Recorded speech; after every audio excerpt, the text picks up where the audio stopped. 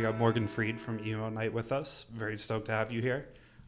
So yeah, Morgan, I guess for people who might not be familiar, if you just want to tell us a bit about yourself and what you do. That could take the entire time. Where do you want me to cut it? Where do you want me to cut it off? My name is Morgan. Morgan, alcoholic. I didn't plan to do all of the stuff that we're doing. I'm like just shitty junkie grew up in Tucson, and during the opioid crisis epidemic, like the fuck when we can get like still real green beans and shit, like when you can like actually like take everybody's inside of their shirt had like green on it from sucking on it and wiping the shit off of it. Like that's when I grew up in Tucson. And I moved to California. I met my business partner, TJ. We kind of bonded over the fact that we like the same type of music in a time when it wasn't cool to like emo. It was like 2014 where we're seeing like everybody's like secretly listened to it. Everybody like secretly was doing that shit in their car. And so we just decided to throw an event at a bar. I knew somebody at a bar, obviously. And we were just going to play songs that we liked on our iPad. And that's what we did for a couple of years. And it's turned into, this thing that it is today, which I mean, I still can't believe it is what it is. And like, how many states are you guys in now? Like over, I think it's like 50, and then, a couple international ones. Really? Who are you international? Portugal and Japan. Dude, sick. Yes, it's awesome. What's going on at the Portugal Emo Night? Dude, the Portugal Emo Night actually, it like slaps. We've never been. We were supposed to go there. So for one of these ones, we were supposed to go. TJ and I were supposed to go, and I got a call like a day or two before that we were supposed to go, and they were like, this was when I was just telling you guys before we started recording about this like surgery I had, and I was like, fuck dude, my hip is hurting. I thought I like popped it or did some dumb shit. Like I don't go to the doctor. I don't do that stuff. I just figured I could walk it off or like twist it back into whatever. Yeah, it's fine. So it was like hurting. It was fucking kind of hurting. So I go to the doctor, and he's like, all right, get an MRI. Like, it's probably nothing, no big deal, whatever. Fucking a day later, he calls me. He basically was like, you're fucked. He was like, you're bodied. And it was like I don't know if you guys have received news. It's the best way I can describe it is when your like first significant other breaks up with you, and like you're like everything like leaves your body, and you feel you're like, holy fuck, I can't believe it. Was like a very surreal experience. But he was like, you need both of your hips replaced. And I was like, well, the first thing I thought, I was like, well, I have work. Like I have like work to do. I have like shows to play. We have festivals to play. It's like the summer. And I was like, I've never had any surgery whatsoever. I had my ear, like I cut my own ear, I didn't cut my own ear off. I got like my ear cut off when I was like a little kid. More on that later because we need to hear that. And like, when I was like little, and I was like really little kid, and I was like, I'd never had any. I don't know the process of that. Like I don't know any of that shit. And he was like, well, you can get in, and but you gotta do it. And so I had to miss the first Portugal one. But from the videos and the pictures, it looks fucking sick. And everybody that tells me about Portugal says it's like an incredible place. Yeah, I've heard Portugal's amazing. Also, I like how your first reaction to like serious, like, I got this medical ailment is like, I don't have time for this right now. Like, it's the classic. Dude, it's a problem. Yeah. Like I need to work, right? It's a fucking problem. Like I constantly because I care about this shit. Like I care about, I was actually talking to somebody about this yesterday, where I was like, I don't think that what I do, in my head, I don't think what I do is important. Like, I'm not changing the world. I'm not doing anything incredible. Like, and when I look at other people and what they do, like you, like when I like compare myself to, which is the wrong thing to do. You shouldn't compare yourself to anybody, but whatever. When I look at people like you, I go, Theo's fucking changing the world. He's making the world a better place. He's saving people's lives. He's doing all this shit. And somebody, you know, they were like, hey, dude, but you know what? You are giving, you might, you know, there's people that come to this event, their lives might fucking suck.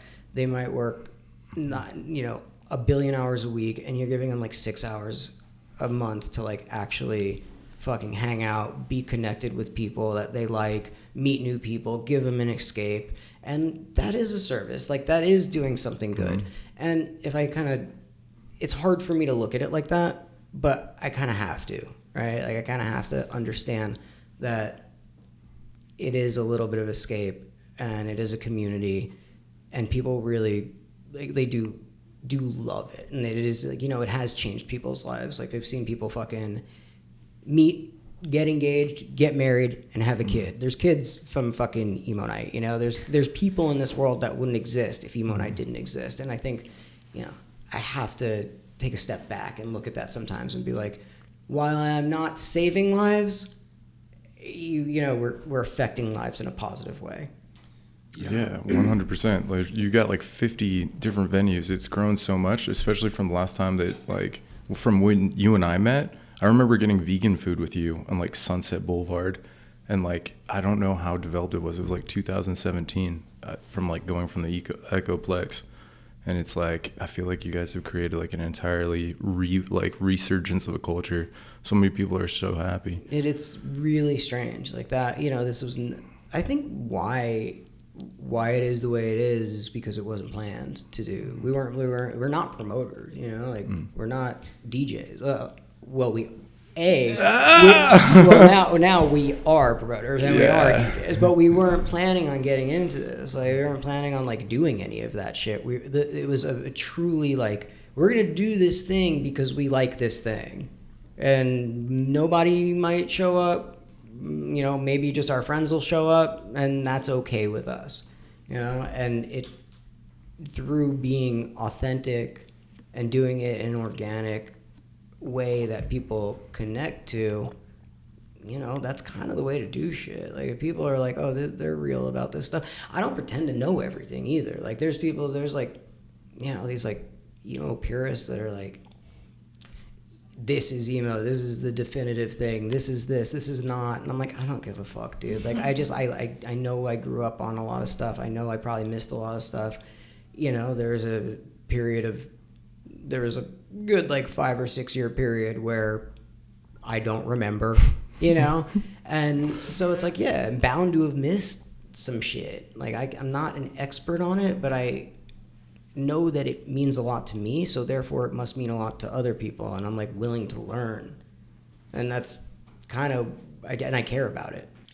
Yeah, and I'm wondering, I know you said you had kind of like a 5-year period of maybe missing some of what was going on, not remembering it per se, but who was kind of like your Mount Rushmore of emo bands coming up as a kid? That's a big question. That, I mean, for That's a sick way to put that. and I think that it's really interesting because they, you know, when people say like who they grew up listening to, because it really sets the tone of like what period and what era they grew up in. And for me, that was, you know, I would say that Saves the Day was the biggest influence on me. Chris Connolly, the Get Up Kids, you know, and Jimmy Eat World's, like the Jimmy Eat World's Clarity, like those three, you know, while I did like other shit like Rites of Spring and Drive Like Jehu and all the other like things that people are like, this sounds a little bit like post rock or like on the harder end of shit. Like, I did like all that stuff, but what really kind of defined what I thought was the music that I loved a bunch were those three bands. Like, in the, you know, when people are like emo, you know. Yeah. Fair. Right, and it's interesting because I know, like, for example, on your podcast, you just talked to Kellen from Sleeping with Sirens, I believe, and those kind of different eras, you know, I would consider them more post-hardcore for sure, but you can kind of look and see like every X amount of years you have a new wave of what was kind of falling into that emo category coming in. So it's just interesting to see how it evolved over the years. Yeah, and like I said on the podcast, like I showed my ass. You know what I mean? I showed my ass on that. Like I wasn't a humongous Sleeping with Sirens fan. Like I just wasn't. You know, that was the period where I was fucking nodding.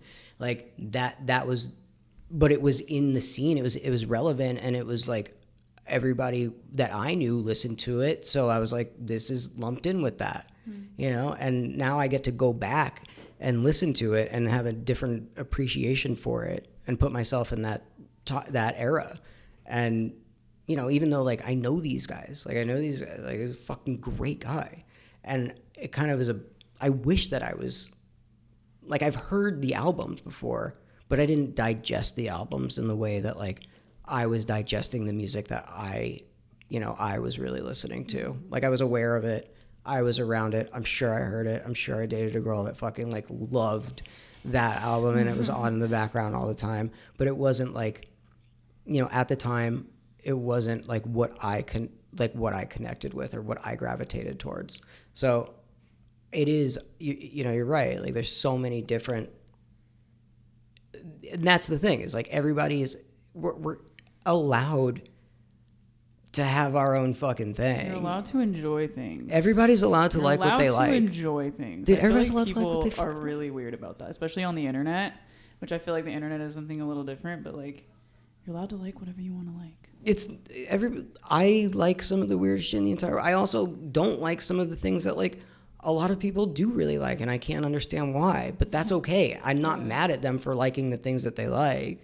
Like, what am I going to be fucking... You know, it's the same with like food. Like it's crazy when people are like, you like that? That's weird that you like that. I'm like, fuck. Like it doesn't. Who gives a fuck? That doesn't affect you. Exactly. Everyone should mix eggs and oatmeal. Okay, together, that's dude. different. I've been highly criticized for my breakfast decisions. You need to be he makes instant oatmeal and then he makes like scrambled eggs and then he puts it in the same bowl and mixes it with peanut butter and eats it. Is that weird and allowed? Yeah, it's weird. Yeah, it's weird, but it's like I never said it wasn't allowed. Like, yeah, it's fucking weird. But like, who among us does something that's like not? Like who does everything like that, like perfectly in accordance to like what we consider normal? Nobody. Approval. That's true. You know, like everybody does some weird shit. Yours just happens to be like a breakfast thing. That's one of many. Maximum protein. Yeah, I'm sure intake. you do. Yeah, dude, it's a necessary. I mean, how do you look at you? You have to eat eggs and oatmeal Agreed. and fucking peanut butter in the same bowl. Like you have and then to he do feeds that. it to the cat. Like I just can't. Yeah, it's good to do. Do you think that like, all right, I have a question for you, dude, because since I've known you, like Emo Nite has exploded and like to the point where you guys are like at EDC, it's like the cross collaborations are insane. But like, why do you think it's so successful, man? Like, I think it's because of you personally, right? I think it's because of like your personality. You've always worked so hard, but like, it seems like it's created a resurgence in so many of these artists that we haven't seen for a long time. You guys have popped up everywhere, and it's like, what do you think is the special? I don't know, special sauce. The oatmeal to the eggs. The oatmeal to the eggs. The oatmeal to the eggs. Why I think it's successful is because the music was great. Like I really do believe that, and I do believe. I think we had I don't want to discount like what Emo Nite has done, but I can't, you know, without the artists, there wouldn't be an Emo Nite, right? I think what happened was it was the right time, the right place, and the right people, and the right reasons. You know, I didn't give a fuck if somebody like when we started it, you know, there's plenty of people being like, "This is gay, you're gay, this is never gonna work," whatever, all that shit, and we did not care. We like did not give a shit. We were just like, we like this, we love this. And now those people that were saying that shit hit me up last night and they're like, can we have guest list? Can we get guest list? Can you know, or like that's the way it goes. It's like I think ultimately it is the music that makes it successful, and there's always this is something that I really strongly believe in. It's a dumb thing I've said a bunch of times, and I don't know if it makes sense. There are always going to be like 15, 16, 17-year-olds. There's just always going to be this people that are that age. Dumb thing to say, but it's true. And during those times, like, you're really looking for something that speaks for how you're feeling. And this music did that.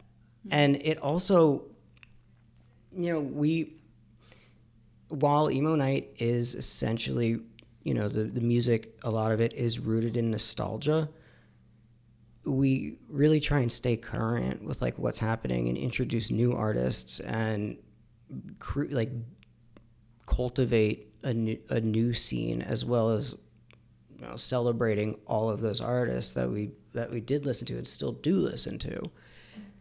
I mean, it is successful because of the music ultimately. I mean, we also work really, really fucking hard. We also like we try, you know, like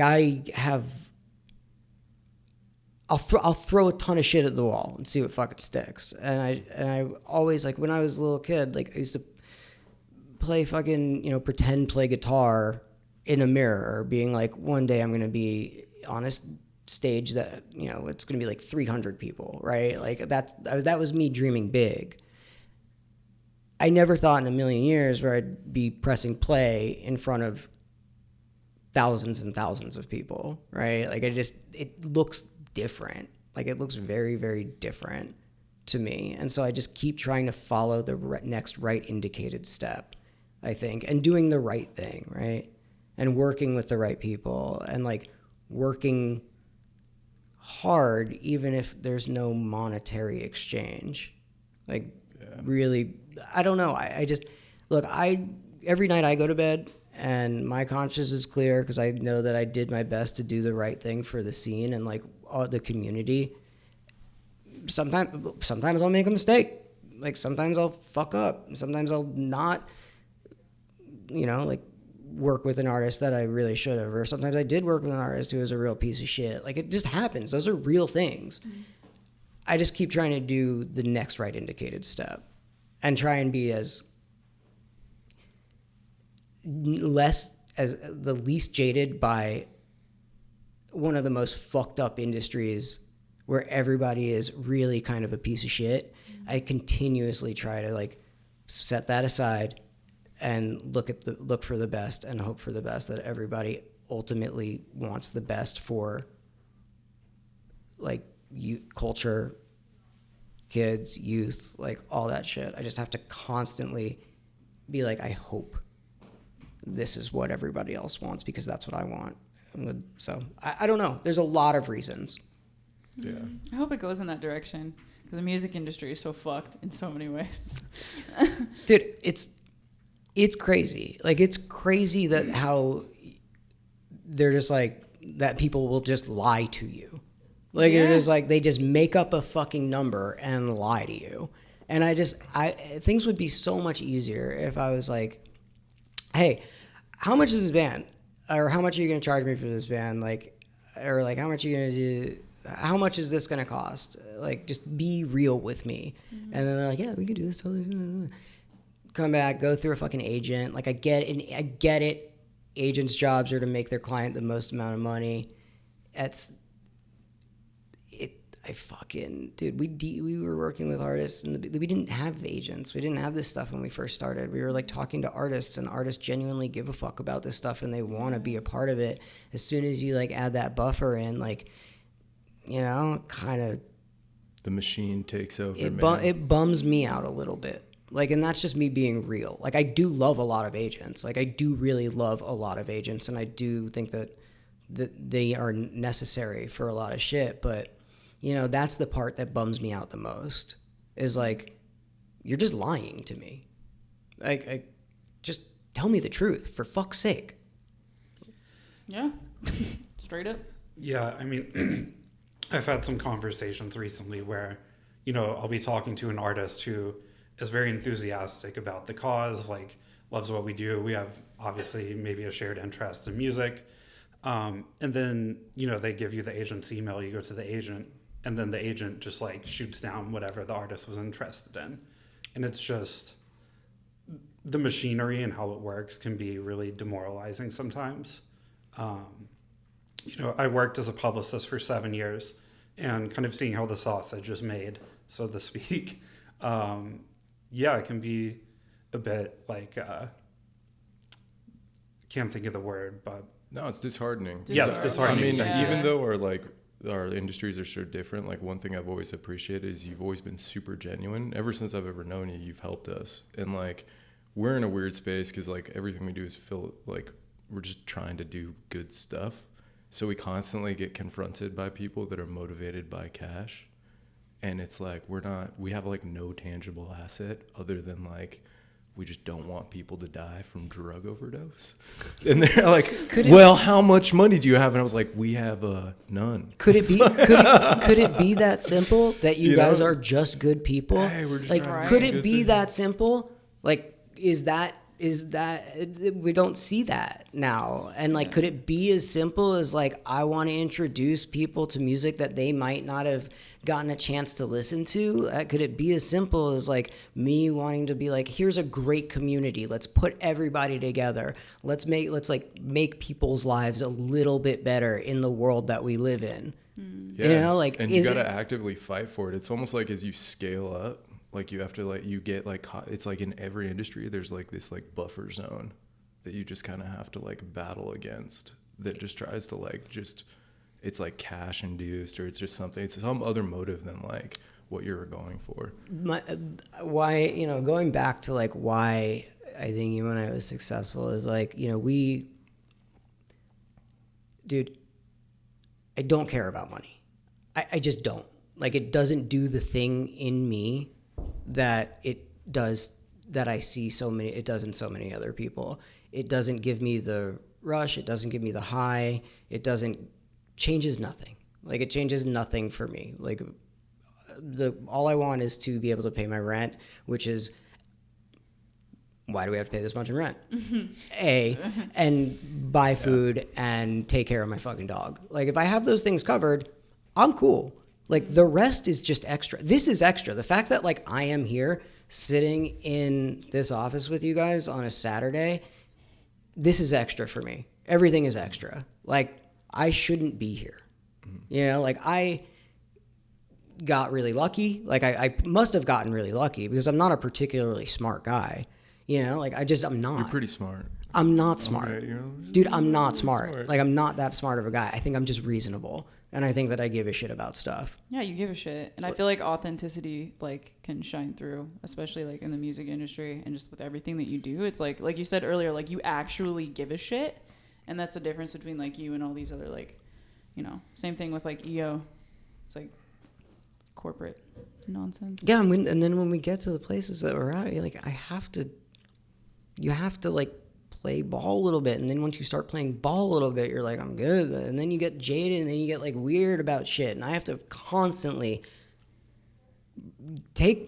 fucking pop my ego, pop my fucking balloon head, and like come back down to earth. I have to do it every single day. Sometimes I have to do it multiple times a day and be like, hey, why'd you start this thing?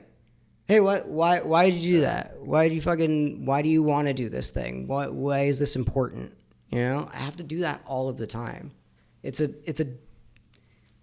really easy to get fucking lost in that. Yeah, that otherwise shit. you get out of touch. You just like have to remain grounded. Like, I don't think we would have started EO if like we weren't so passionate about like this thing. Just because like starting anything new is like, I heard someone say it's like chewing glass and looking off into space. It just like, it takes so much effort. Yes, dude. It takes so much effort. It's like, unless you like really care about something, unless someone's like, hey, here's like $40 million to start it, said no one ever. Like, it takes so much of your front end, right? Like, there's been so many nights where like I've worked like 72 hours and then like done full time at End Overdose, and then had like AJ, who's our operations director, just like walk over me in the office, because it's just what it takes. Dude, it's just just what it takes. If you really, dude, when we met, we were doing something called, I don't know if you've ever talked about this on any of the I don't podcasts. think we have. We should talk about that. Yeah, it was super cool. Yeah, when we met, we were doing something called community meeting. And community meeting was legitimately just to give a place for kids in the nightlife scene and anybody an open forum to just talk. It was a little bit like group therapy, and it was a little bit of like information. You know, that's when Theo came in and would do PowerPoint presentations to, you know, like a group of like 50 kids on a Saturday, mind you, in a venue. And so we had to like go and find a venue that would let us do this, that was for free, to sit there on the fucking stage. And, you know, we would all like buy pizza for people, we would buy food for people, we would do all of this stuff because it was the right thing to do, you know, because this was when we were starting to see like kids like zonk out from fucking fentanyl really, really heavy in the nightlife scene. And we were like, how do we be a positive influence? How do we, look, not saying don't use this, but if you do this, here's how to find somebody to help. Here's how to test your drugs. Here's how to do all of this stuff. How do we give resources in a place that they don't care about that? It's not that they don't, if they're not making money off of it, why would somebody do that? Why would people like spend their time and energy and effort doing something like that if they're not making a profit off of it? And the answer is because it's the right thing to do. And that's like how Theo and I met. Yeah, community meeting was crazy. Like when that started initially because of Little Peep dying. And that's when like everyone came together. And then I remember Ryan happened, Syra, Brittany Scott, Krayshawn, Adam, who, dude, Adam used to always do that, like walks in the park. Like, I think he does it all the time now, but like he would always do like his most tranquil places and like self-care routines at the end. And I was like, bro, Adam's the man. And then throw like ham on everything, the most like wild shit. Dude, it's so funny, dude. It's like the juxtaposition of like that dude and then his parties and his lifestyle is really like admirable. Dude, like awesome. I don't have the patience that he has, right? Like I don't have the like, you know, he's taking yourself to like just a walk around downtown and like I don't have that. Like I want to get there. I love the fact that he does it, and I love the fact that he documents it. You know, he's just a different type of dude, and I like everybody. Actually, he does some really great shit on social. This is a good thing that he does. This is a good social thing. He goes, here's like 5 free things to do, or like 5 things to do in Los Angeles this week, and like a lot of it's really, really, really verse. It's like diverse in what it is. Like sometimes it's a fucking jazz night, sometimes it's like fucking a nature walk, or sometimes sometimes a fucking rave, you know what I mean, in a restaurant. And like what, he's not getting paid to do it. He's just like, here's some shit to do, everybody. Like it's a really he's just like a generally, like I've looked up to him for his like sobriety and shit in the nightlife scene, because sometimes it's not easy. Like sometimes it's not easy to be a fucking sober dude while everybody is like blacked out, spit talking in your face at like 10 p.m. Yeah, in LA. Yeah. Yeah. But community meeting was awesome because it was like, that was just, there were so many different people. I remember you brought the guy from Van's Warped Tour. And Kevin. Kevin. And so there was always like, it was just for the public benefit. It was just everybody was coming together. We talk about mental health. And then, where did we move to? We moved to like the Kimpton Everly Hotel, and then we were like regularly doing it over there. And then were you a part of Lana? You remember when Lana was coming out with like Ross Scott? No, I think that was like the Nightlife Association, because that's how we started getting more into like the underground nightlife scene, especially in Los Angeles, and started doing a bunch of like, you know, naloxone trainings at underground warehouse raves and going to like wild places. Super fun. Don't know if I'd do it again, a little hairball, but fucking awesome. Dude, it's an experience. You got to do it. You know, and you know what's great is like you went there, lived it, and now you know what it's like, instead of just fucking being like, I'm gonna. Yeah. Like you have the experience, you know, and I think that's like what makes your guys' organization so special. You have the experience. You know what it's like to be stuck in a fucking that place. You know, it's not, you know what the pitiful, incomprehensible demoralization looks like. You know what despair looks like. And I think that is, to take that and to make it into something positive is A, hard work, like internally, and B, it's fucking like, dude, that's the point. It's the point of being alive. Like, help other people. It's not that fucking hard.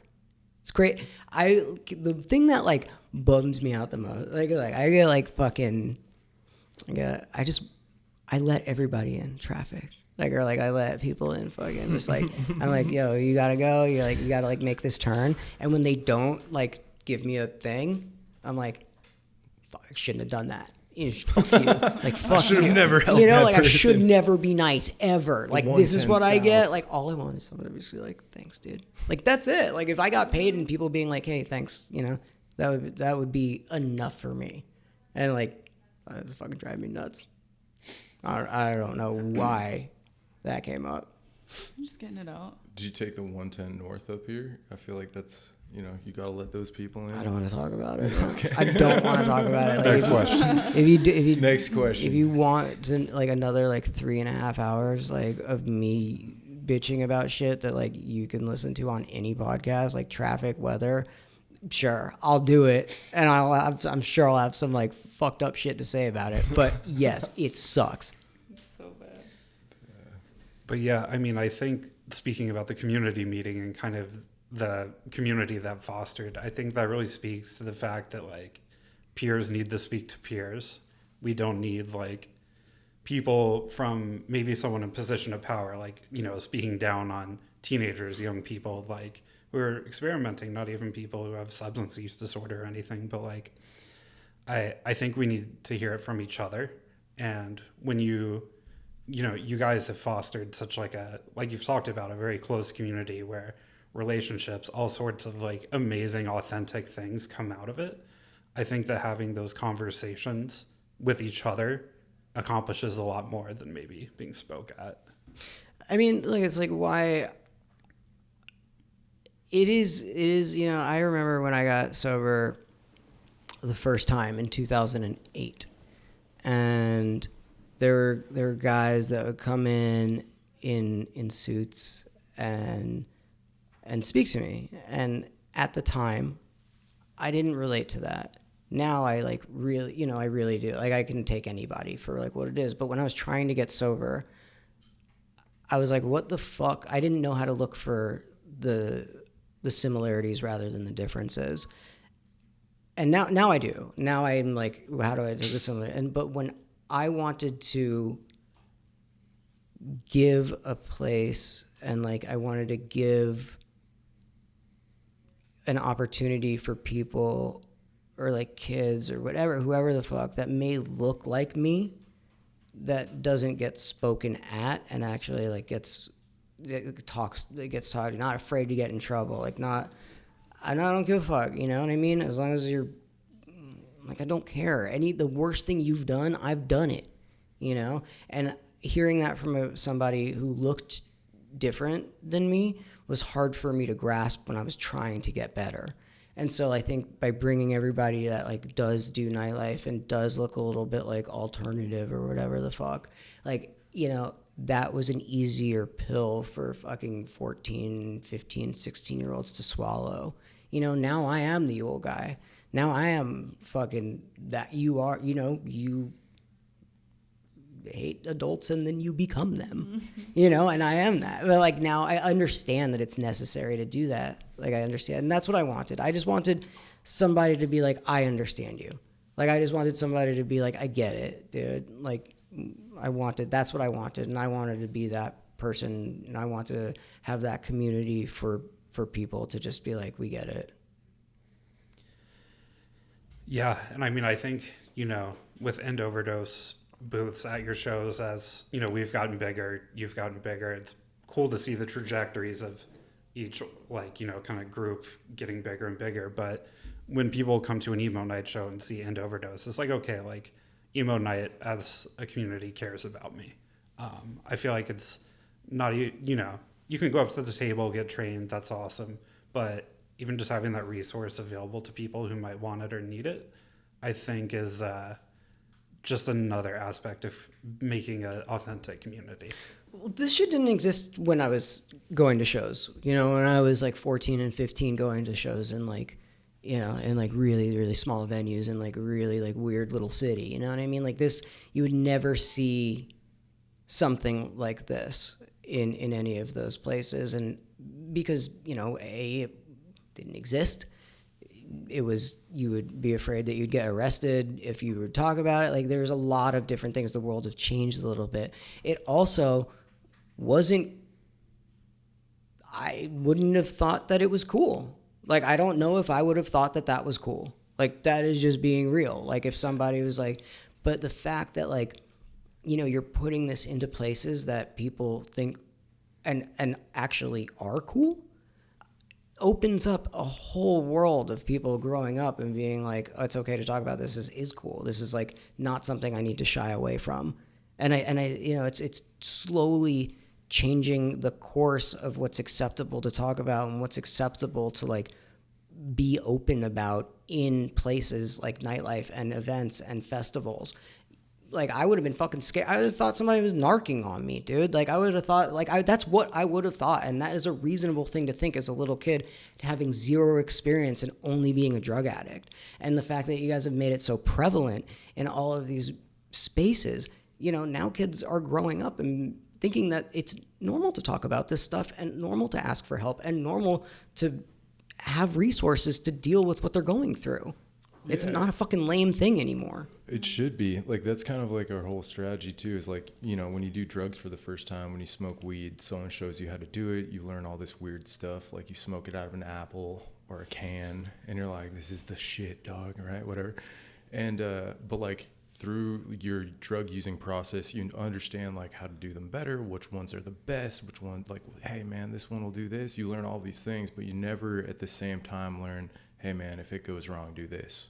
You get like crazy information. You get like, hey dude, chew some bread and like put some water on their back or put ice in their crotch. And you're like, dog, what? Yeah, you That's get like terrible information. You get like urban legends on like how to get out of an overdose. You know what I mean? They're like blink twice and like light a, yeah, you're like, dude, yeah, click your heels and fucking make a wish. You know what I mean? Like, it's shit like that. Dude, that is really funny. Like, I did just learn how to do drugs better. Yeah, like that's what you were like. This is so like at that same point of that process, though. It's like it's a lot of it is in like it's harmless. Like people aren't like thinking, hey, I'm gonna overdose or I'm gonna have any of these problems. But like if you're doing hardcore drugs or you're doing like drugs that can kill you, you should know at the time that you're using them, and it should be as commonplace as you getting introduced to something new, that you're getting introduced to the information that can save your life from the same person.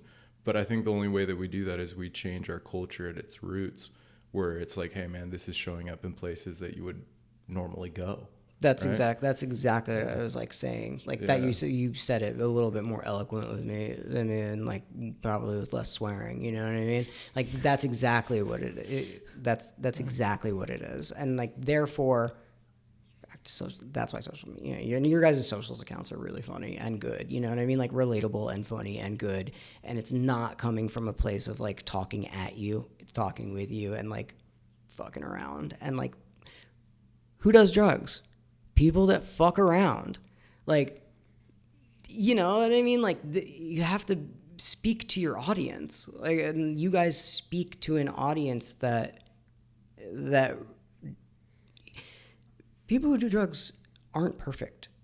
Like I mean, people do drugs. Like doctors do drugs. Like tons of people do drugs. 10% of the population will use like a substance in their lifetime, right? Which is 30 million people, which is huge. So it's like, and all those people have family. All those people have friends. Like it's a small world. Like a lot of people do drugs. Not everybody will get to the point where you're like, you know, in MacArthur Park and you have your uses spiral to a place of unmanageability, but many people are using drugs, right? And you have to look at drug use as a spectrum. You can't treat everybody the same way. You can't be all like, you smoked weed one time, you're a drug addict. My God, right?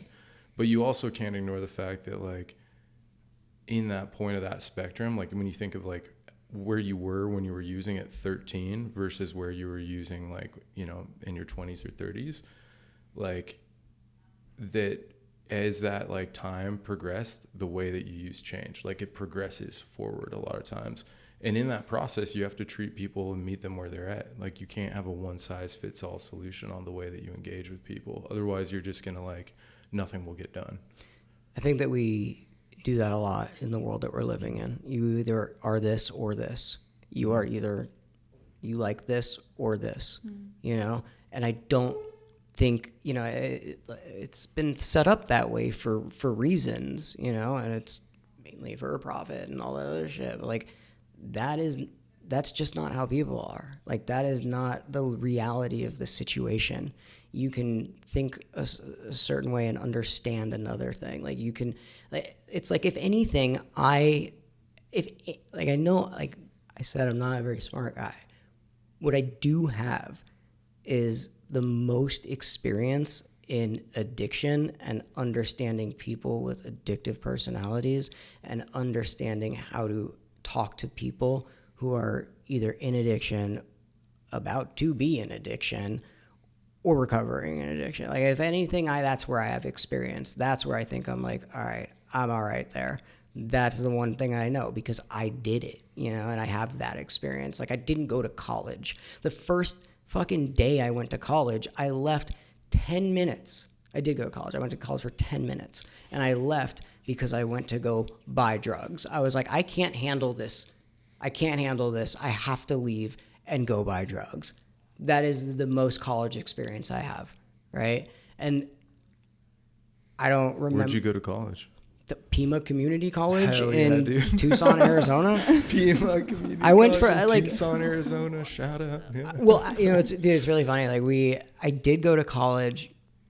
I went to Glendale Community College. Dude, yes. So I got my EMT from Glendale. Wild place. Nonsense. After we started Sorry, Emo Nite and Ride or Cry, which is like a creative agency that we also own. Like, I was like, shit, I own like a couple of businesses. Like, should probably learn how to do them.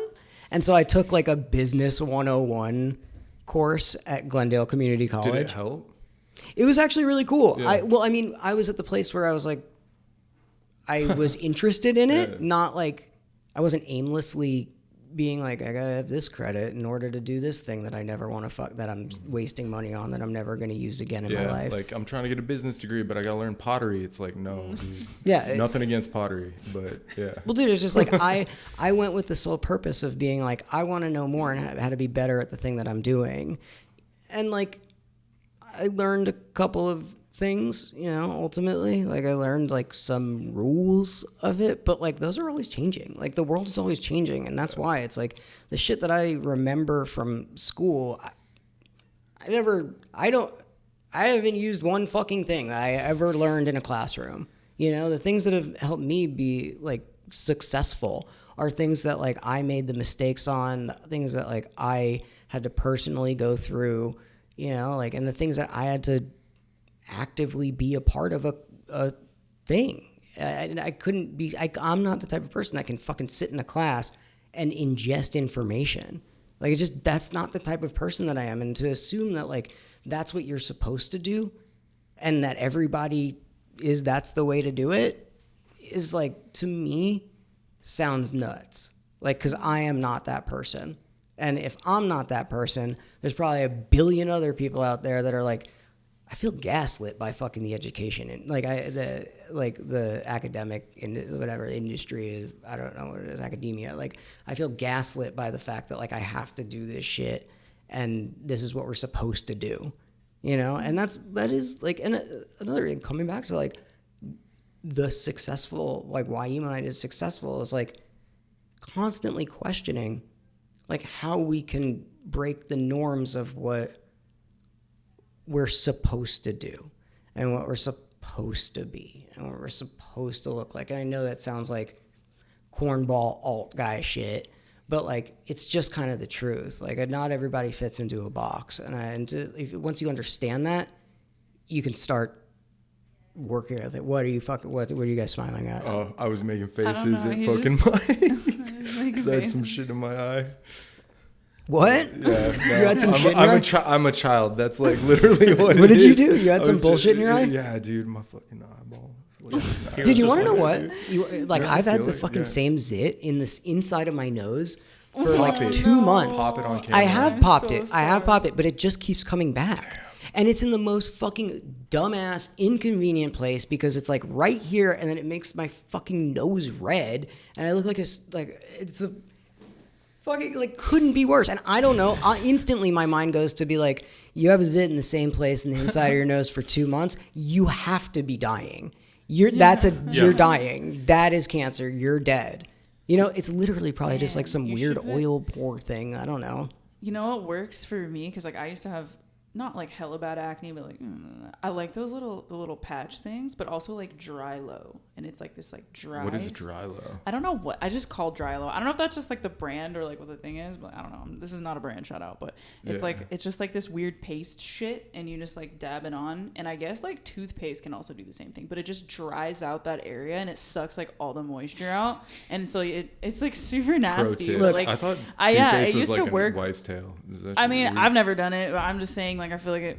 listen, Yeah, man, everybody's it's not. just rubbing Listen, I'm toothpaste just on their like, face now after this. I'm just spouting shit. Or But maybe, yeah. dry low, I don't know, could work. You just put like dip it, Q-tip in it, and then just like stick it up your nose. And Put then, some star faces. Yeah, Say I don't Dude, know if that's- those would fit. I love those too, but I don't know if those would fit. Like I don't do anything. Like Dude, you this get to is like just Target, I think. like this is like who I like. I'm what old you enough get. to be like, here. This is what you get. Like I'm not gonna try and change the way that I like. I'm not gonna try and change my routine up. Like maybe I will if it gets like incredibly terrible. Like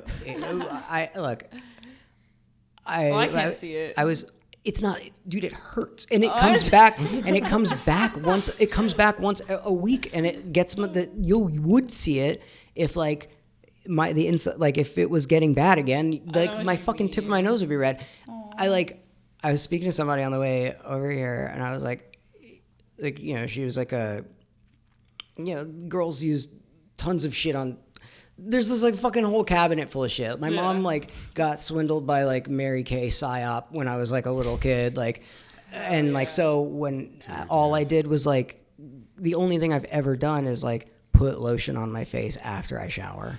That's That's good. That's a lot more than a lot of men. That's it. That's all I Yeah. do. That's the only thing that I do. Like everything else, I'm like, fucking no. It's not like I don't think I'm going to start now. So, but like the only thing is like, this is annoying because I'll be like, I'll like wipe my nose and be like, ouch, it hurts. Like it fucking hurts. Like, how do I get this goddamn thing out of You here? should just go crazy with it and just like pop it hella gnarly. It does. It's not, the thing is like, you can't even see it. You can't even see it. Like, you know, there's like these little metal tools. You can just stick it up your nose and like. yeah, see, It no, would hurt so bad. I don't want to do any of that stuff. That's not something that I refuse. It would get rid of it, but it would hurt. Yeah, that's not But- something I Well, that's wanna like what do. a dermatologist would do. Yeah, I don't want to go to that. Yeah, I don't fuck want to do. that. I don't Yeah, want to yeah. do any of this stuff. I don't want to go to the. I don't want to do anything that is good for me. My brain Dude, inherently. I feel that. Yeah. Dude, my brain inherently is like, that's good for you. Don't do that. Dude, I bunch got- of anxiety, doesn't want to go to the I was doctor. about to tell a story about I got bit by a spider last year, and my hand like swelled up like really bad, and like my fingers were like getting fat, and it like hurt to like bend my hand, and I was like, it's fine, like I'll just take some Benadryl. Did you see? Have you And seen? he dragged me to the doctor. Bro, like, shit You was have to crazy. go, and they were like, yeah. Have you seen this? The YouTube. There's like a. This is what I like. This is the type of shit I like. There's a guy that. He's a fucking psychopath, dude. This guy is insane. He goes and finds poisonous like bugs and snakes and spiders and shit, and he's like has them bite him Yeah. to Dude, I see watched if that Yeah. guy. Yeah, Yeah. amazing content. that guy kicks ass. He's like he's like bummed out when like something doesn't hurt him. Like he's like bummed. He's like, it's not that. It's a brown recluse. He's like, it's not that bad. Shit like that. Then I think he was like stoked that like fire ants hurt him. Like, I mean, there's something fucked. He's fucking insane person, but like that is good content. Just having fucking poisonous things bite you on camera and being Genius. stoked about it. Dude, it sounds so painful too. I've watched some of those videos. I'm like, dude, he must be. making enough money to do it. I don't know. Is he passionate about Yeah, that? he just, I I don't, he's like into it a little could bit. be. He's like, It's powerful. sorry. Yeah. I don't know how much income he's like getting from it, Yeah. and like I'm shocked that it's like not taken down because, you know, Dude, whatever that we need that guy on like special projects. Like just send him into like the jungles to like find creatures or whatever. I don't know, but that's the man.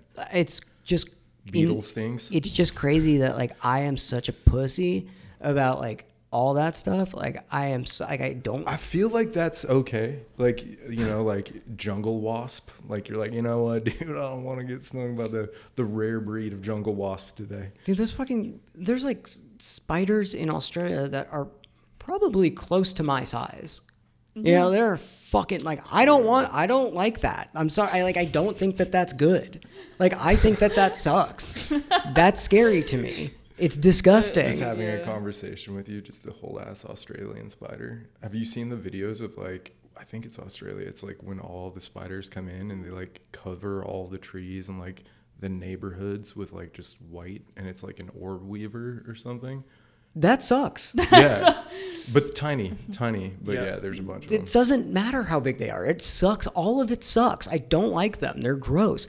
There's like Me last night watching Lord of the Rings, Dude, Return of the King. Dude, but the thing is like, look, I have to take another perspective. I know there are people that like love that shit. They love spiders. They love bugs. They like that stuff. And I'm like, the only thing that I can't see why anybody would be like, save this thing is a fucking mosquito. Like I looked up like what is the purpose of this? Dude, they're essential for the ecosystem. You How? gotta have them, bro? They're important. Are they? I think we can agree. Like official End Overdose policy is we're against human-sized spiders. That everybody can agree against. How are mosquitoes essential to the ecosystem? They're Dude, not. they are. They're like the Explain. food source for like so many different like other creatures. They can just eat something well, I'm else. their food source, It's so I don't like that. Yeah, this is fair, but it's like the thought process. Like if you change one part of the ecosystem, like you have huge die-offs. Now we're seeing like huge, like more extinctions than ever.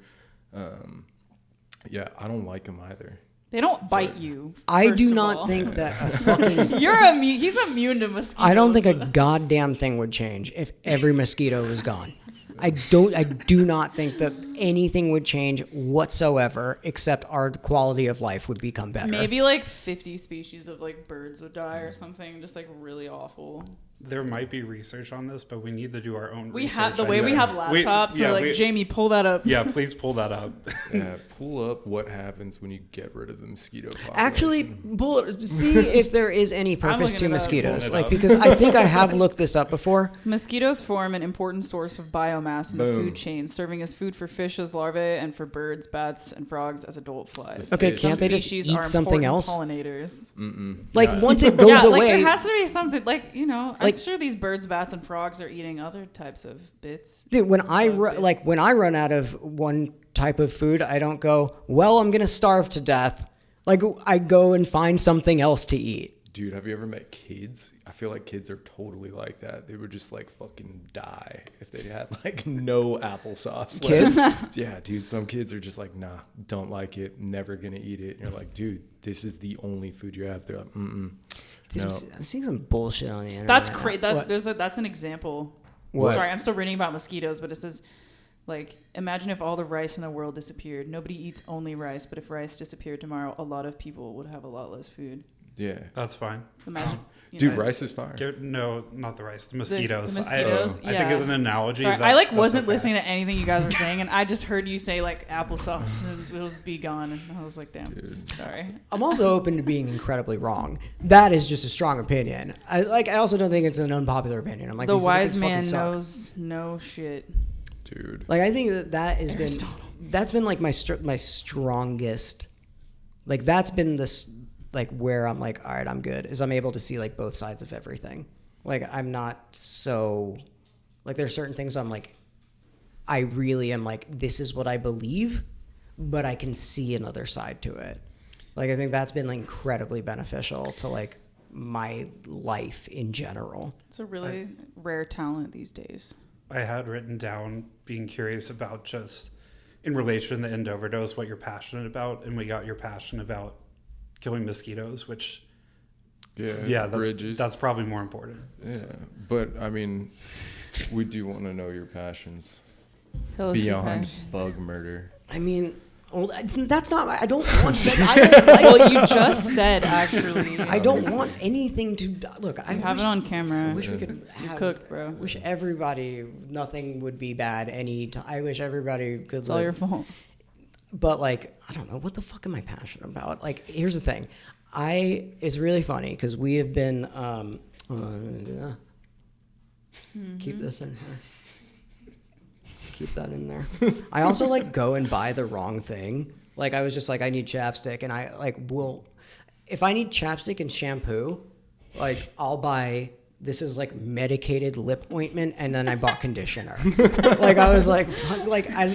Like, Says Bliss, Texas must be a dude. like it's just like fucking. I'm just like, I guess that also works. Whatever, it doesn't matter. But it's really strange that you bring that up because, and this is, we as, like I said, we're not DJs. Like we're not like we were legitimately like taking Spotify playlists and playing them off of an iPad for like the first like couple of years, right? And then we were going into venues, and they're like, "Here's this fucking thing, dude. You put a USB in it." And then we were just pressing play off of those. That's kind of what I thought DJing was, right? Like that's kind of it. And like we did that for 10 years. We're in our 10th year, and we did that. And so now that we're working with Insomniac a ton, I've like watched a lot of DJs do stuff, and I'm like, holy shit.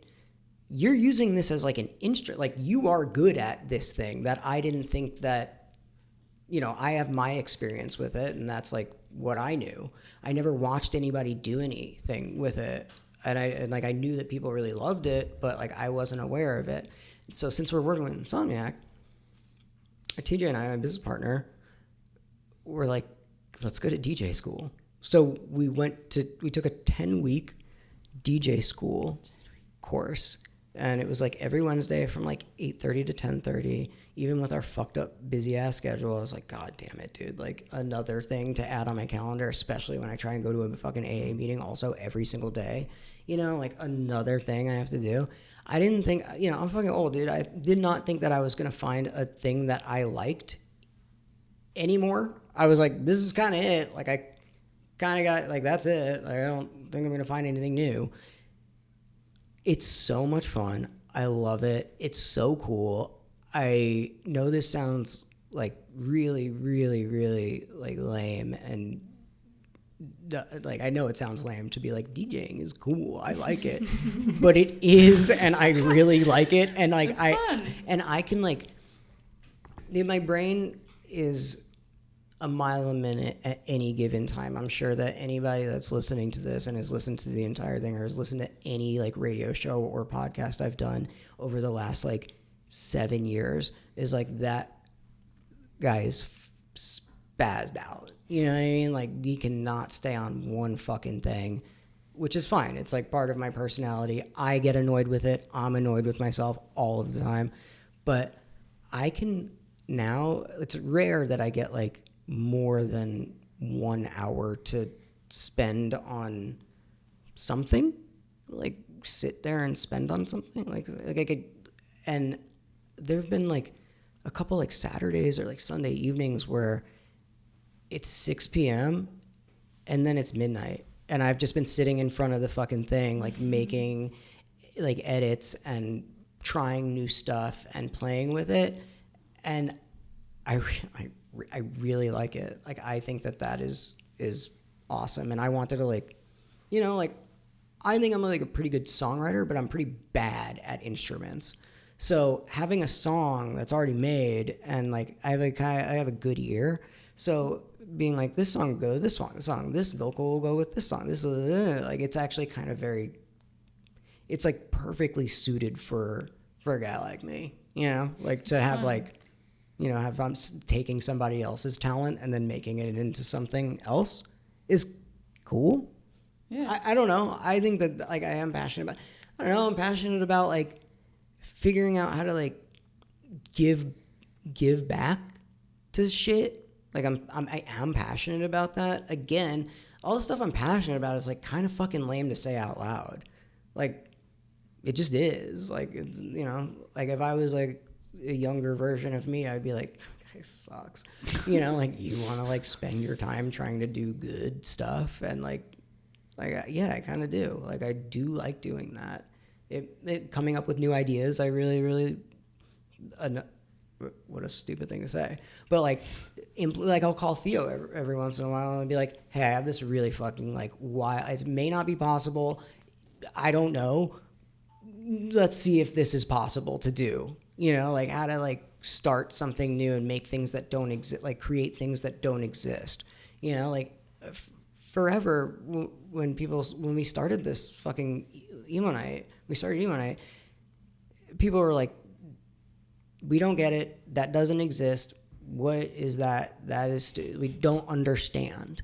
And now it's become like a Los Angeles staple. And like, not to like say that, but I think it's like an okay thing to say that. I think it's had some sort of like cultural impact, especially with like, we're seeing like all of these festivals pop up and all of these other like DJ nights pop up. Like I think it's safe to say that like in a small tiny way it's shifted culture in a little bit, and that's what I care about, is like shifting culture, moving it forward, changing something for the better.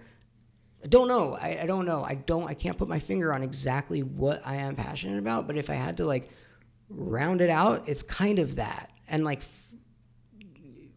you know, finding new things, like introducing new things into the world and into my life that are of substance and sometimes are not of substance, you know, like, I guess. What are you passionate about? I'm passionate about End Overdose.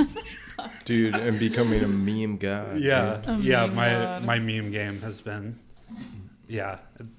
Twilight memes, crowdcore memes. Shitpost legend over here. Yeah, I'm a shit poster Dude, at heart. it's really, it's funny because like my Instagram account started as like, this was before the term meme existed.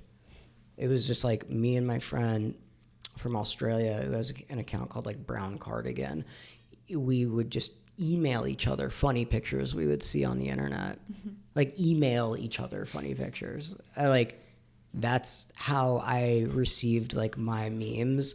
This was back in 2008, 2009, something like that.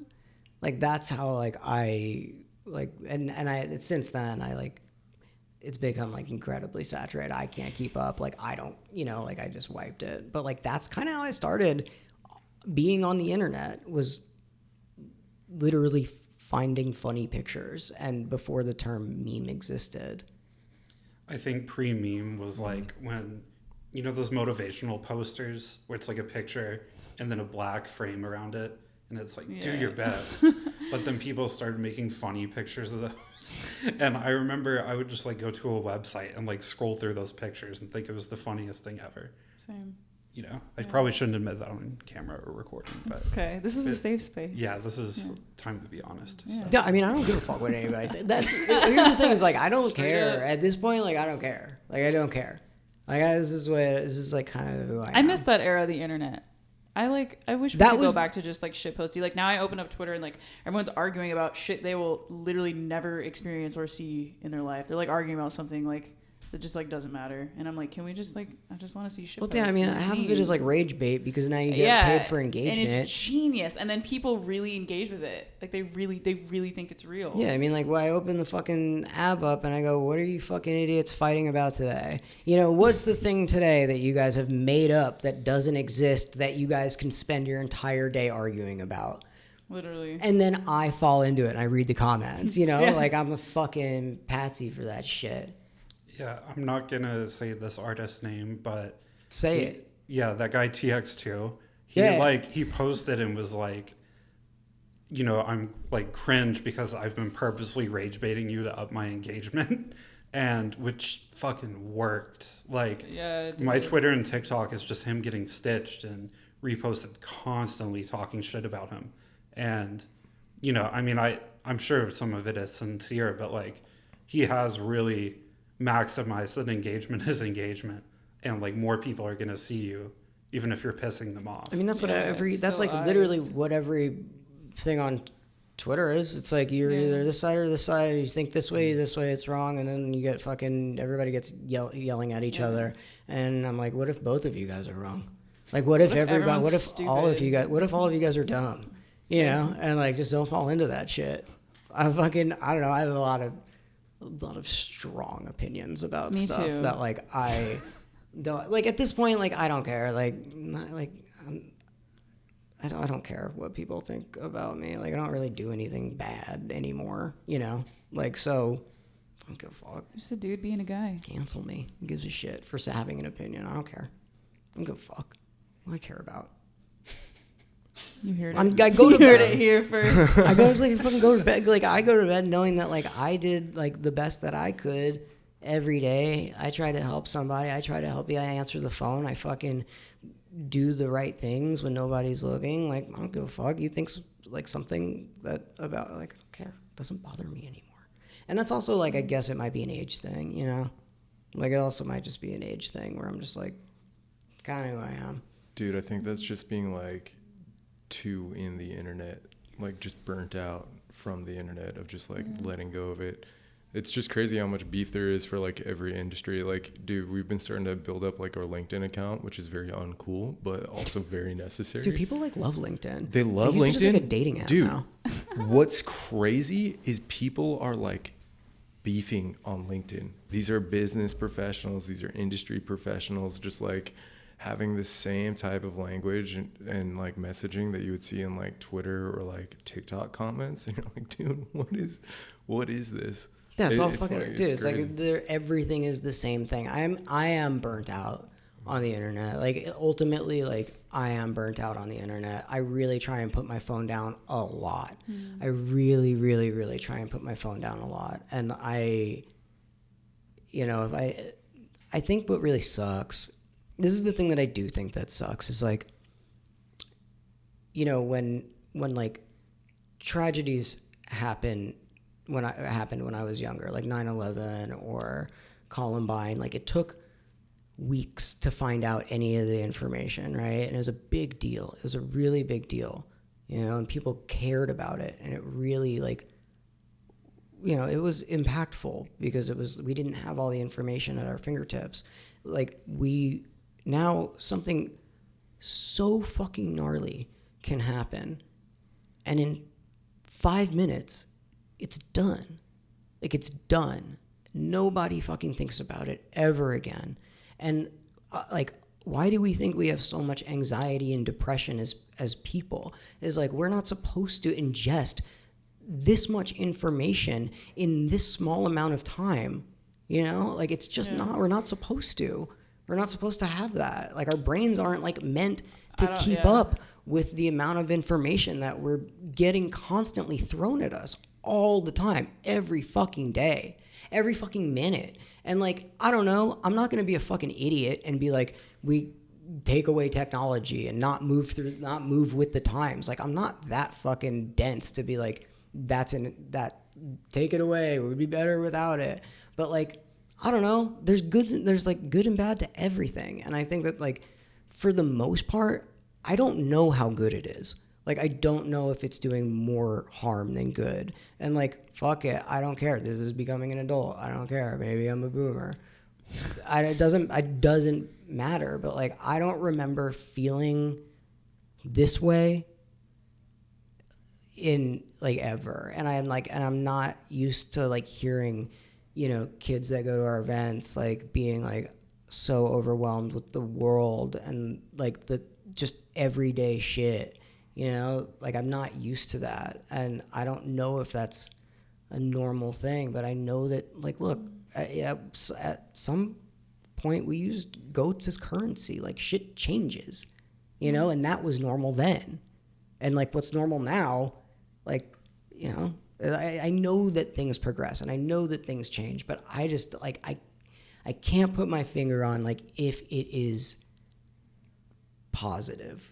And like I think that's what bums me out the most, because I try and like do them, like I really just try and be a good fucking dude, and the world consistently is like, be a bad dude.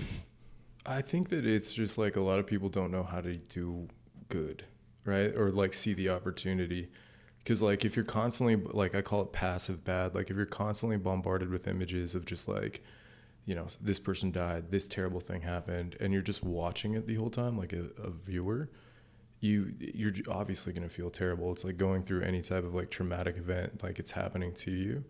But like there's so much opportunity to put so much good in the world. Like you have to be able to like give people the strength to work in their like, you know, own community, their own uniqueness. And you could totally do that like with all different platforms. I would say now more than any time is probably the easiest time that you could actually start something, just if you're a person, right? You can like, all the business management tools are available online. You can create your own social media. You can get something over. You can have like a micro influence over a certain amount of people. And like you can really mobilize people to action. I think the problem is that you don't have enough people that are coming in and like propping people up or giving them an opportunity. And like that's why at least what we do with End Overdose is like anytime someone reaches out to us from a different state and they're like, hey, you know, I love what you're doing. I want to get it going where I am. We contact them back immediately and we send them what they need, because there are so many motivated people that if they just have the opportunity, they'll take action. I think at least, you know, for our generations, like, you know, Gen Z, millennials, we've watched so much of the world just change. Like just from our end of the opioid epidemic, it's been going on for 20 years. 90s, happened in the 70s. It's like a resurgence. And it's like, you get tired of just watching these things happen. You feel like nobody's listening. But the moment that you start going out and doing things like creating good, acting in people's lives, people instantly take onto it. Like look at Emo Nite's growth. It's awesome. People love it. It's a good thing. Boom, more of it, right? Our growth, like we have 28 chapters on college campuses because people are like, oh yeah, this is good. Like it's probably a good thing that we don't have people die from overdose. That seems reasonable. Everyone agrees on this. Yeah, we all agree on this. It's like, yeah, okay, let's go. Let's make that a thing. I would love to see somebody take like the fucking debate course and being like, actually, it's a good thing. Dude, like I would love to. I mean, the Instagram comments would say that, dude. The TikTok comments would say that. Like there are people that, you know, say crazy shit to us all the time. They're like, oh, it's good those people die. And it's like, you know, that's not true, right? Like, you know that they are like, they're not experiencing what a lot of people experience.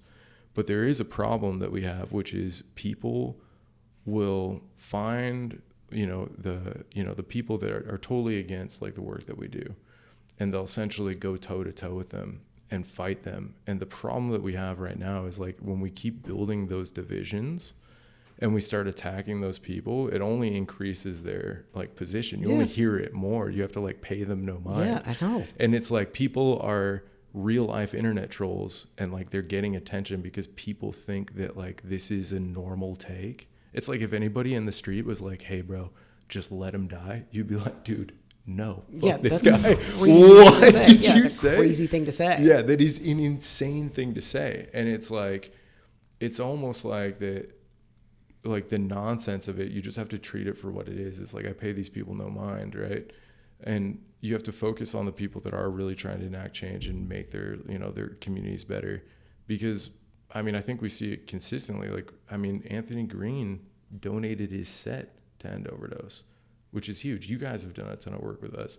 Like, there's like the content that we've made, The Creature, no one will ever see because it was dude, it was, dude, it's awesome is the thing. It's like funny and fun. Where is it? Dude, The Creature is in the fulfillment room, and like dude, Mike, after we filmed that content, I had to get rid of it because it was just, we missed the mark on that, I guess. The people were unhappy, but it was in our front office, and I hadn't told Mike, and he comes in, he sends me a picture, and he's like, what the fuck is this thing? It's just like the fucking, dude, yeah, it scared our employees' heads. I think like, you know, I tend to like, every time I get on the internet, like, I'm just like bummed. You're right. You are actually right. Like, there is opportunity for so many like people to do whatever they want. I think that is the beauty about living in the world that we're living in. Like people can make different livings for themselves by doing the things that they're really passionate and good at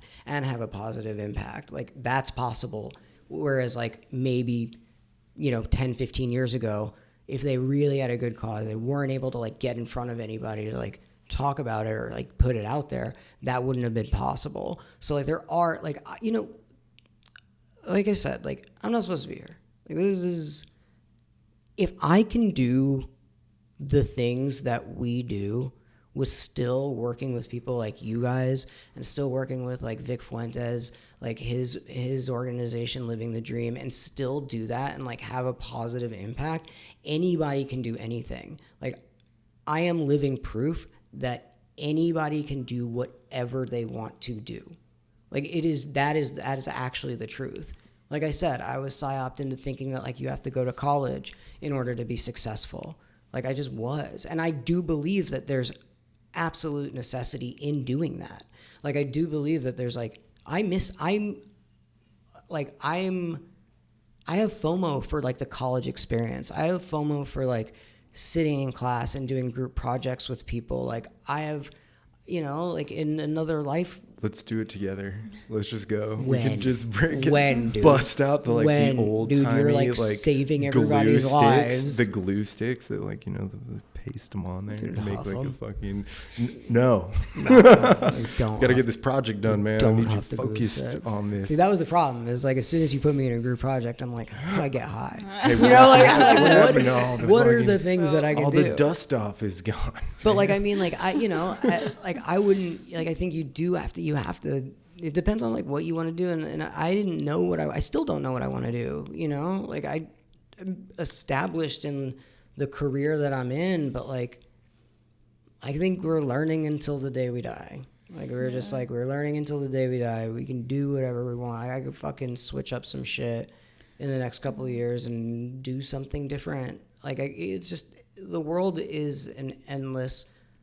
It is endlessly there are endlessly possibilities to doing whatever you want. I do think that that's beautiful, and I do think that it's really cool that we're given the opportunity to do that now. I am just like, on the other side of the coin, I'm just like so bummed at like how people take those positive things and easily switch it into like hateful shit or like negative shit or like it's just like that. It like I said, I see both sides of everything, and like I don't want to come off like being like all this is bad. There's so much good shit. Like what you're doing is like that is good. That is a good thing. So many people that I work with, they are doing good shit, but we don't see that stuff. We see people fucking what goes to the top, It's because the rage bait works better. Dude. Fear porn, rage bait, rage like all bait. that Because shit. it's so easy to be a hater, dude. It's It like it is. takes zero effort, and everyone's like burnt out and tired. So it's like you're more prone to negativity, like you negative feedback loop. You're like, it's cold, I put on a jacket. It's too hot, I put on a shirt. Like that's all negative feedback, man. And like when you go out and you're like watching all this content and you're watching what people put out into the world, it's just easy to like nitpick stuff.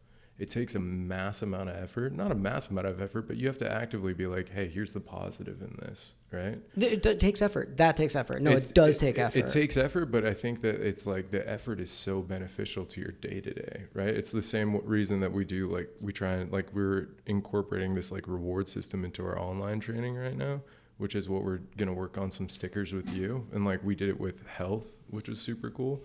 Where it's just like, hey man, at the end of this like free training, you get like a free reward. We did it with health, and we had it like, you get some like gold tokens on your online thing, and you get this free health pack by Health mailed to your house. And it's like the more positive things that you can insert in people incentively, I think you could, change that a little bit. Like you move the needle a little bit. I just believe, I believe the world is good. I do too. I believe that Like- it can be better. I'm just like a social optimist. And I think that that's why. I think that that's why. I'm like, we could save this place, everybody. Like, And I think that that's why, like, you and I get along so well, is because, like, I do believe that. Like, I do believe that people are good. And I do believe that people want to do good things, but we're being presented with, like, it's way easier to be a fucking dick. You know, it's way easier to be like. It's like shown to you, but like nobody likes dicks. Pause. Please elaborate on that. But nobody likes assholes, dude. Like straight up. I don't like. What are you? I don't know. Like that. Look, I like see groups of people. What that, are like, you saying? They're like that's like their entire ethos is like. Just like being a hater. Yeah. I feel that. My For You page on Twitter is just hardcore drama every day. Yeah. Oh, yeah. Like every day it's just a new who are we mad at. Dude, in that's the hardcore that's scene. kind of what I'm fucking talking about. When you're like, it's really easy to be like, this is the right thing to do. This is you are stupid for doing this, instead of like, and there are some good takes on that. They're like, fucking who gives a shit? Let them go to shows. Like, let people do dumb shit in the mosh pit. Do I think the mosh pit disco? Do I think it's dumb? Kinda. But do I give a fuck? No. Do I like the fact that they're having fun? Yeah. Yes. Like it doesn't matter. Like if people are like enjoying themselves and like genuinely having a great time, like my opinion on it doesn't fucking mean shit. Like, and I'm not gonna pipe in and be like, that's stupid of you guys to have a good time. Like, that sounds fucking crazy for me to be like, hey, you guys are enjoying yourselves? No, don't do that. That's bad because of a thing that is made up in my head. Like my fucking, and what that's based out of is fear. Like that is all boils down to fear. What am I afraid of? I'm afraid of if I think that that's cool, these people are not going to think that I'm cool, that I'm less than, right? Mm-hmm. That I'm not as good. And like, it's that the people are not understanding that like a lot of the reason why we are hating things and we're fucking being negative, it's all boiled down into fear. It's all boiled down into our fears. This is just top of mind because I'm just like doing my fear inventory right now, It's like I'm it's fucking rough. My resentment list is like not long, right? It's like not long. I don't dislike a lot of people. I don't dislike a lot of things. It's like mainly like the government, and we love the government here. I know. Thank you. You guys did more for whatever. I don't want to get you did more. Whatever. They're not funding us. We're all right.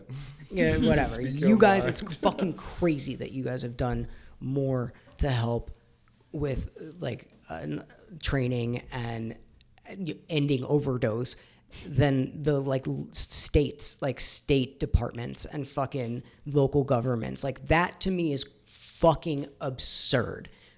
But you're the people to do it. Like you guys, somebody has to do it. Like somebody has to do it.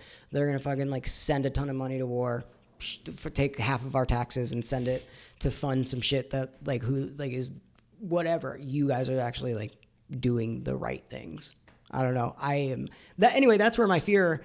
That's where my resentment list comes like stems out. You know what I mean? Like that's where tax that season. So yeah. I don't like that I can't talk about on here. But I will. I'm under federal investigation. No, I think I did it right. Like, dude, that's the thing. Is like, were we ever taught taxes? How to do taxes in school? No. I did them yesterday, and I was like, TurboTax. Nobody. Sure. Sounds good. I don't remember the last time I fucking dissected a frog. Like when that was helpful to me. Dude, do they still do that? I don't fucking know, but that's what I did. You know what I mean? Like I don't remember the last time I fucking did calculus. Like I have it on my phone. Like I have the thing that does the thing that I spent so long being like, I have to get an A or else I'm gonna fail at life. It's like fucking should have just been like, this is how you do your taxes, dumbass.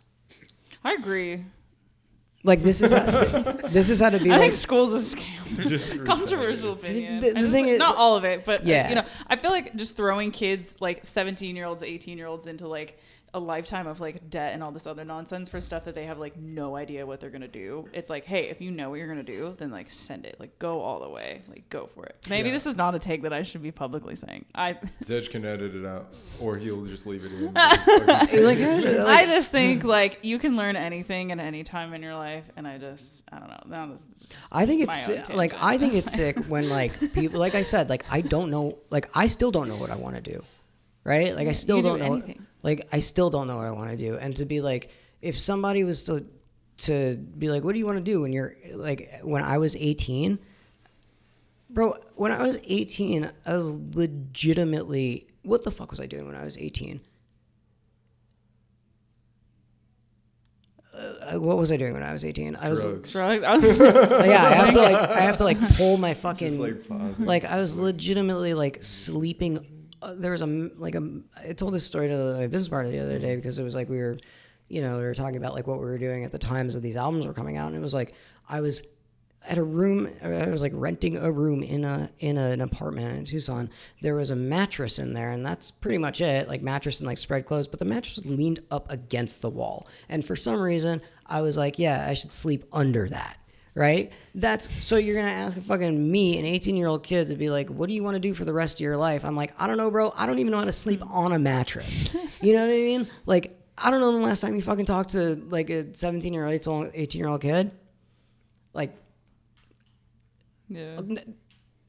Roast me. Not the smartest people in the entire world. Not right? at all. But And I'm old as fuck too, and I'm not the smartest person in the entire world. So how the fuck am I gonna be like, yeah, this is what I want to spend hundreds of grand, like, and pay it back for the rest of my fucking life, when it's a field that you're like, I don't know, maybe not in 3 years. You know, it was like, if I, like I may have some permanent bad decisions on my body for the rest of my life because of how I thought at the time, it's just like this. I am walking proof of like a bad decision because of believing that like what I'm doing in the time is right. Like my entire body is covered in trash. Is it? Yes. Take your shirt off.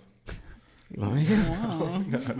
It looks like I'm wearing a No, shirt full your of like, tattoos it looks are- like I'm wearing like an your Ed tattoos are Hardy lit. shirt. You know what I mean? Like if I can, It's fucking sick, dude. and like, well, fortunately, like it's like come back. It's around. coming back. We were just talking about this. Well, fortunately, like Yeah. everything, dude, everything, Everything is just goes around, comes around. dude. In like 5 years, it's gonna be the stupidest thing, and then in 10 more years, it's gonna be like, that's cool Yeah, again. bejeweled pants. Yeah, like Bring 'em fucking, back. it's Bring just 'em the way. back. I like, and I just whatever though. I've accepted it. Like I've accepted that like this is kind of the fuck I am, and I think it's fine. And like I'm okay. I'm okay with like what the fuck is going on. If I like if this is it, this is awesome.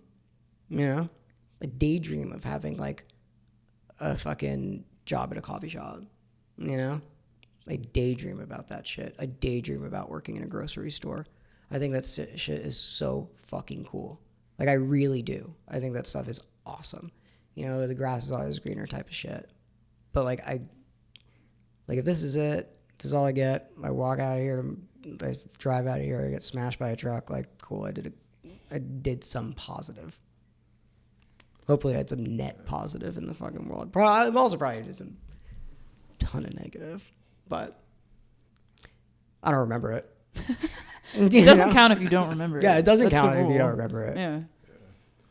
So, kind of talking about, I think that like sustained curiosity, and like you're saying, we learn as we get older. It's ongoing. What we learned at 18 is very different from what we learned at 28. But like, in terms of Emo Nite and what's next for what you're working on, how do you kind of sustain that curiosity to constantly, like you said, you learned how to DJ officially, and now like you're experimenting with that. How do you sustain that curiosity to keep, because obviously it's growing and it's going to continue to grow. How do you stay on top of that and keep learning? I think that is just part of like my business partner's personality. It is just who we are. We're like, I try and be as tapped in as possible to shit that I don't understand. I try and like, there's a new artist, sweet, let's listen to it. Like, let's find out like what the fuck they fuck with. Let's find out like what they're wearing. Like, let's find like whatever. Like, let's find. I don't know how to like give somebody the gift of curiosity. Like, I don't know how to like explain it. I just like, it's inherently, I was a little kid that like flipped over rocks and like was like, what's under here?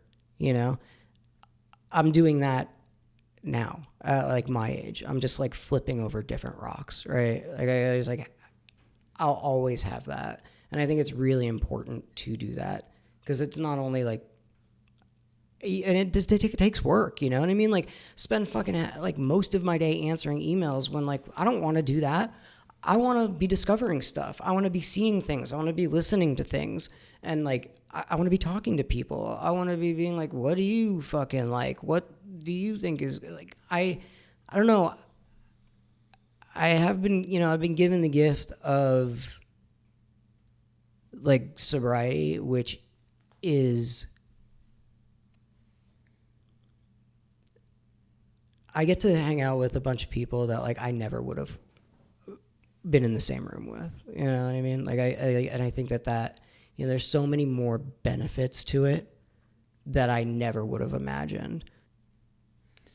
Definitely. Yeah. I mean, like on the way over here, seeing the snow on the mountains, like behind Mount Wilson and Pasadena, and then coming and doing this and speaking with you, it's like both something like a very small moment, literally driving, is inspiring, and you kind of hold on to that. So, and I think that's, asset sounds kind of not like the right word, but I do think it's valuable to be able to see the beauty in the small things.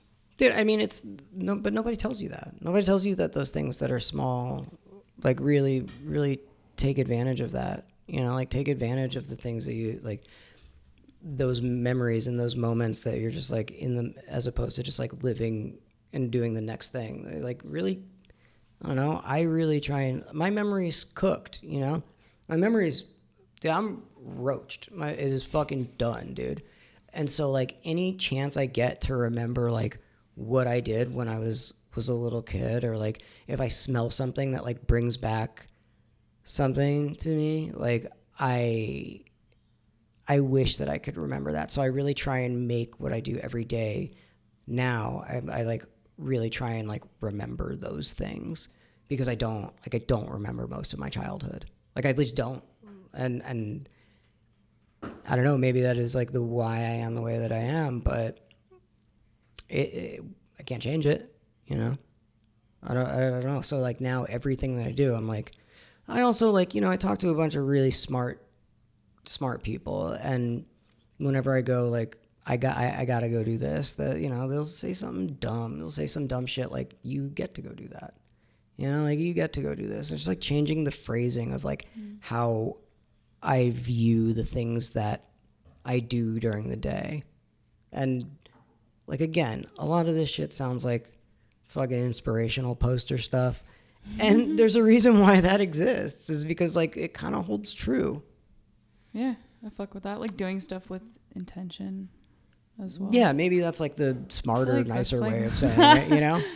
Like it's probably the right way to say it. That's what I gathered from that. I like that. I do my best to do that. It's hard though. It's hard. Yeah. It's hard. And it's hard because like we're presented with so many different, like instead of like, because we have our phone. Like it's because we can just do that instead. Yeah. And like that, I don't know. I don't know if that sucks or not.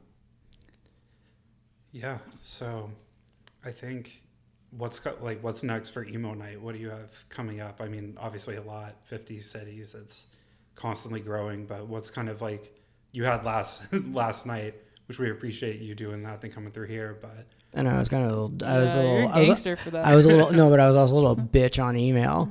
I was like, you guys are fucking killing me. I was just kidding when I was saying that. But I was a little bitch. I mean, there's a couple things that like I can't say, but then like some of the big, which are really like fucking like dream come true shit, like stuff that I did not, again, like don't feel like I deserve it, like don't understand why this is happening to me, then incredibly grateful for, but like also like I don't know, some really wild shit, right? You know, our partnership with Insomniac is incredible. Like I finally feel like we found partners that like understand us and let us do the things that we want to do without like coming in and being like, you got to do it this way. They are fucking awesome. I didn't know shit about electronic music. I didn't know shit about it before going into it. and I found that the community in like the electronic space is incredibly similar to the community in like our space. I just didn't know, you know, it just sounds different. It just looks different. But the way that they like look, act, or the way that they like care is very, very, very similar. And I really love that. So we're doing a lot of stuff with them. We're like doing some like, we're doing some more like half electronic, half like emo alternative shows, which I think that's awesome to bring these like groups of people together. I think that that's very cool. And like we see a lot of this shit is like, or we see a lot of the times like the DJs that like grew up listening to the stuff that we're playing. They just were maybe bad at guitar, and then they're like, I'm better at this, you know. And like that is the cool thing about technology. That's a cool thing. Like that's cool. We also have our 10-year anniversary coming up, which is like in December, which I cannot believe.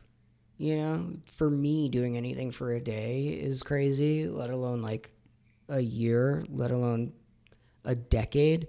Like that is nuts. And to be where we're at after a decade is fucking crazy. And it's going to be, you know, it is going to be wild. Like it is a wild thing. Like again, another thing that I can't believe that like we get to do. I'm starting to like, we're like starting to sign a bunch more artists to our record label, which we named Grave Boy because I didn't want it to be like Emo Nite Records, because that really like limits the, you know, if I like, there's like, I like a lot of different shit. Like I like rap and I like hardcore and I like shoegaze and I like fucking electronic now, you know, like, and what if I wanted to sign one of those and one of those people are like emo? Like I don't want to be on that. So we get to like, I want to give, that's what I'm saying. That's actually what Kevin Lyman said to us one time. He's like, you gotta give back as much as you like take. I don't know. There's probably a better way to say it. It's like, but that's like what I want, like what I think we're trying to do is like, I really try and dive deep and find like artists that I believe in, that I'm like, here, we can give you this platform that we can help you with these resources so you can be successful as an artist. So like you can make a little bit of change in like culture and like you can like do this shit. What the fuck else? I don't know. We have podcasts where you can hear me fucking just probably say a lot of dumb shit and a lot of misinformation, and which I'm sure I did on this.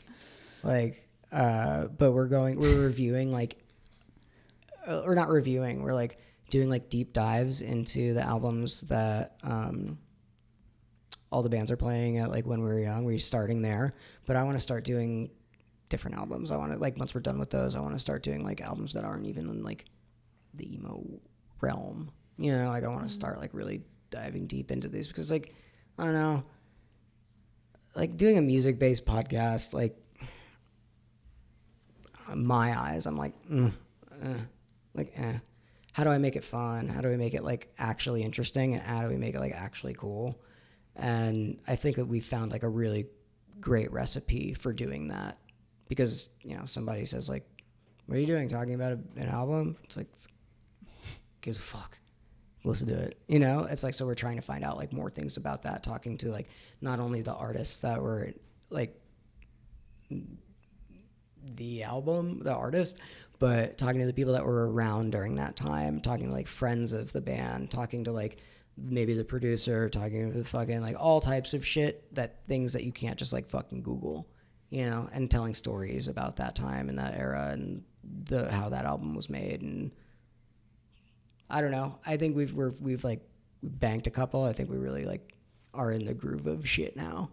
I'm stoked on it. Like again, I want a fucking podcast where I can just do this, like tell fucking stories and like yell about things that like I'm probably wrong about, you know, and you know, give my strong opinion about things. Like that's what I like.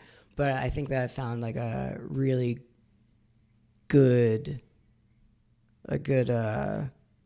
balance. Yeah, with the doing our podcast, which is called CD Burners.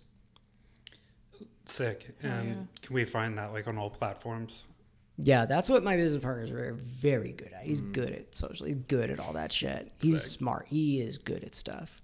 Like he is, and like just knows things that like I would never know how to fucking do. And also like he cares about it. Like I don't care about socials. Like it's hard for me to like do it if I don't care about it.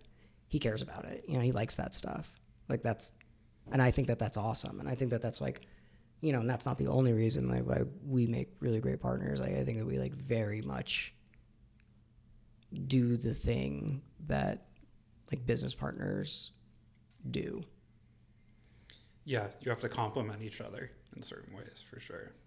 Yeah, I mean, what was really cool is like, you know, we weren't like super close when we started Emo Nite. You know, I know a lot of friends that have started businesses together, like, and they were like best friends when they started, and that like never seems to like end well.